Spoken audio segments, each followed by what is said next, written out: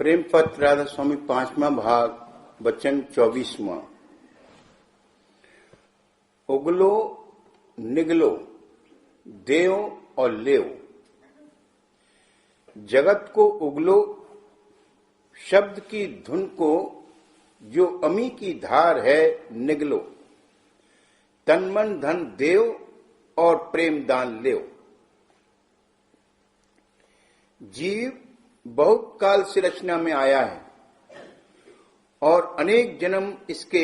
माया देश में गुजर गए हैं। इस सबब से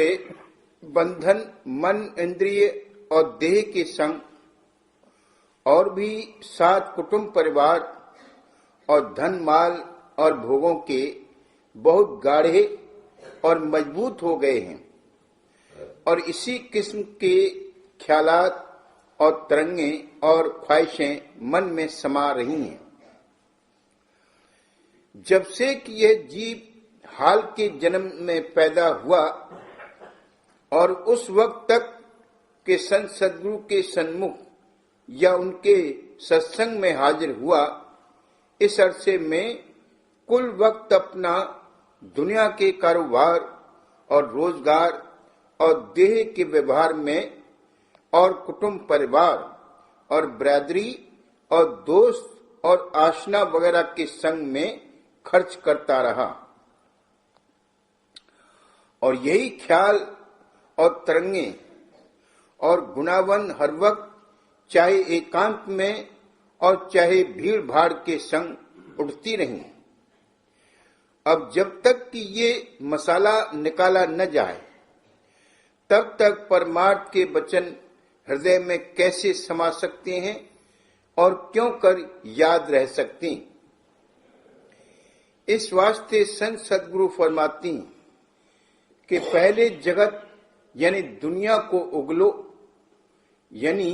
अपने मन से संसारी ख्यालों को हटाओ और कम करो और बजाय उसके सत्संग में हाजिर होकर सद्गुरु के वचनों को चेत कर सुनो और समझो और अंतर हृदय में बसाओ। जिस कदर सत्संग के वचन होशियारी के साथ सुनने और समझने में आवेंगे, उसी कदर दुनिया के ख्याल ओछे और तुच्छ दिखलाई देवेंगे और मन से आहिस्ता आहिस्ता निकसते जावेंगे। और इसी तरह तरंगें और ख्वाहिशें भी घटती जावेंगी। तब हृदय किसी कदर साफ और निर्मल होता जावेगा और आहिस्ते आहिस्ते परमार्थ का रंग चढ़ता जावेगा। यानी कुल मालिक राधा स्वामी दयाल और संत सद्गुरु के चरणों में भाव और प्यार मन में पैदा होता जावेगा। जब इस कदर असर सत्संग का जाहिर होवेगा, तब सद्गुरु मेहरबान होकर उपदेश ध्यान और भजन का देवेंगे। यानी मन और सूरत को स्वरूप के आश्रय समेटने और जमाने और शब्द के आश्रय चाहने और ठहराने का जतन समझावेंगे और उसका नित्य अभ्यास करावेंगे। इस जुगत से मन को अंतर में रस मिलेगा और सूरत को आनंद प्राप्त होगा। जिस कदर मन और सूरत अंतर में विरह और प्रेम अंग लेकर शब्द और रूप में लगेंगे, उसी कदर रस और आनंद बढ़ता जावेगा और शांति और ताकत आती जावेगी। यानी अमी आहार प्राप्त होना शुरू होगा। लेकिन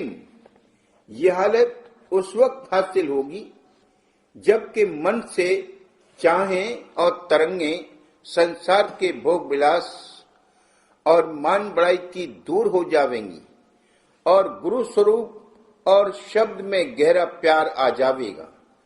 पर यह कैफियत कुछ अरसे के सत्संग और अंतर अभ्यास से पैदा होगी। मन और इंद्रियां संसार के भोगों में निहायत लिप्त हो रहे हैं और जाति झुकाव इनका दुनिया की तरफ है। इस वास्ते जो कोई इनका मुख अंतर में मोड़ा चाहे उसको बहुत खींचातानी करनी पड़ती, यानी कोई दिन मन के साथ लड़ाई और झगड़ा करना पड़ता, तब ये सद्गुरु की मेहर से कोई अरसे में थोड़ा बहुत सीधा चलता। इस काम के करने के लिए परमार्थी अभ्यासी को मुनासिब है कि अपने मन की चौकीदारी करे, यानी हर वक्त इसकी चाल ढाल को निरखता रहे और नामुनासिब और फिजूल और बेजा तरंगों और ख्वाहिशों को रोकता और काटता जावे। तब कोई दिन के अभ्यास से यह मन अपनी पुरानी आदत को आहिस्ता आहिस्ता छोड़ता जावेगा और उसी कदर परमार्थी ख्याल और ख्वाहिश इसमें पैदा होते और बढ़ते जावेंगे। जब प्रेमी परमार्थी के मन और इंद्रिय किसी कदर सीधे चलने लगेंगे, तब उसको तन मन और धन पूरे तौर से सद्गुरु के चरणों में अर्पण करने में कुछ दिक्कत और तकलीफ नहीं होगी, यानी सर्व अंग करके वो शख्स सद्गुरु का सच्चा सेवक और प्यारा बालक हो जावेगा और प्रीत और प्रतीक चरणों की उसके हृदय में गहरी बस जावेगी। उस वक्त सद्गुरु अपनी मेहर और दया से उस प्यारे सेवक को प्रेम की दात बख्शिश करेंगे कि जिससे उसका तन मन हरा हो जावेगा और सूरत प्रेम रंग में सरशार और सरबोर हो जावेगी और धुनों की झनकार और अमी की वर्षा घट में हरदम जारी रहेगी। वचन 25वां। वर्णन हाल सूरत के उतार का संसार और पिंड में और जुगत उसके उल्टाने की निज धाम की तरफ सूरत शब्द मार्ग के अभ्यास से, जिसका रास्ता घट में कुल मालिक राधा स्वामी दयाल ने जीव के रोजमर्रा की हालतों में दिखला दिया है और जोर देकर जाहिर करना इस बात का कि सिवाय शब्द के अभ्यास के और कोई रास्ता सूरत की चढ़ाई और उसके निज घर में पहुंचाने का रचा नहीं गया है। सूरत यानी रूह कुल मालिक की अंश है और हमेशा से उसके साथ अभेद थी। जब मौज हुई और शब्द प्रकट हुआ, तब धुन रूप धारा जारी हुई, यानी सूरत निज धाम से नीचे उतरी और रास्ते में किसी कदर फासले पर ठेके या मंजिलें या स्थान मुकर्रर करती हुई और हर मुकाम पर मंडल बांधकर रचना करती हुई पहले और दूसरे दर्जे यानी निर्मल चैतन्य देश और ब्रह्मांड से गुजरकर पिंड में दोनों नेत्र के मध्य में पीछे की तरफ यानी अंतर में ठहरी और वहां से दो धार होकर दोनों आंखों में बैठकर देह और दुनिया का कार्य करने लगी और मन और इंद्रियों के वसीले से अनेक भोगों और पदार्थों और कुटुंब परिवार और धन और माल में बंधकर दुख सुख का भोग करती है। सच्चे और कुल मालिक सतपुरुष राधा स्वामी दयाल की दया